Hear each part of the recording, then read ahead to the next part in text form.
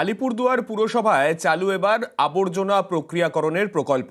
10 কোটি টাকা ব্যয়ে সলিড ওয়েস্ট ম্যানেজমেন্ট প্রকল্প চালু। বাড়ি বাড়ি থেকে আবর্জনা সংগ্রহ করে প্রক্রিয়াকরণ করা হবে।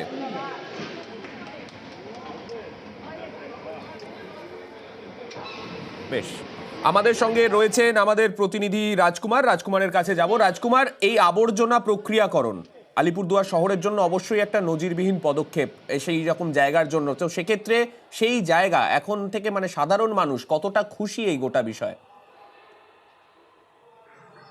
দেখো সান্নিক, সাধারণ মানুষ যার পর নাই খুশি। তার কারণ হচ্ছে উত্তরবঙ্গে একমাত্র পুরসভা যেটা আলিপুরদুয়ার পুরসভা এই প্রকল্প চালু করতে পারল।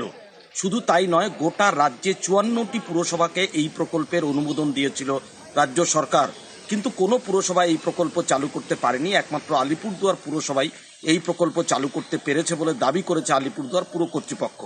কি হবে এই প্রক্রিয়ায়, এই প্রকল্পে বাড়ি বাড়ি থেকে যে আবর্জনা সংগ্রহ হবে সেটা দুভাবে সংগ্রহ হবে, অর্থাৎ একটা হচ্ছে পচনশীল আবর্জনা এবং আরেকটা হচ্ছে অপচনশীল আবর্জনা। এই দুই ধরনের আবর্জনাকেই কিন্তু প্রক্রিয়াকরণ করা হবে। পচনশীল আবর্জনা থেকে সার এবং অন্যান্য সামগ্রী তৈরি করা হবে এবং অপচনশীল যে আবর্জনা রয়েছে সেগুলোকেও প্রক্রিয়াকরণ করে অন্যান্য জিনিস তৈরি করা হবে।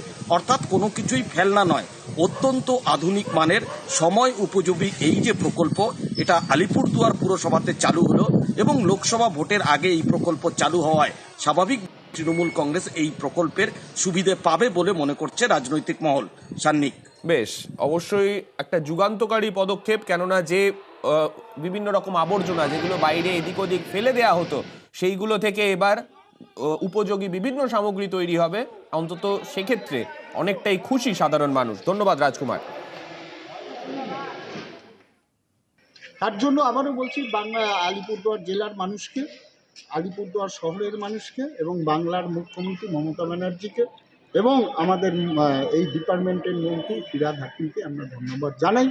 এবং সাথে সাথে আমরা জানাই যে পরশমণি যে যারা এখানে এই সংস্থাটার কাজ করেছেন তাদেরকেও আমি অসংখ্য ধন্যবাদ জানাই যে তারা এত, পশ্চিমবঙ্গে আপনারা জানবেন যে প্রায় 54টি জায়গায় এরকম স্যাংশন হয়েছে, কোথাও হয় নাই। বাংলার একমাত্র প্রজেক্ট আলিপুরদুয়ারে, সেটা আলিপুরদুয়ারে আমরা করতে পেরেছি।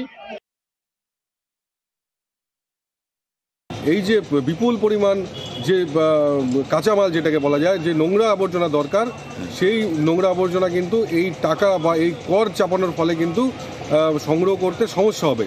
এটা কর চাপানো যাবে না, এটা মানুষকে ফ্রি অফ কস্টে এটা কালেকশন করতে হবে, কারণ এটার সম্পূর্ণ খরচা সুরা দিচ্ছে। এবং দ্বিতীয়ত হচ্ছে এখান থেকে যে জৈব সারটা তৈরি হবে সেটা কিন্তু বাজারজাত করে এখানে কিন্তু পৌরসভার একটা প্রফিট হবে।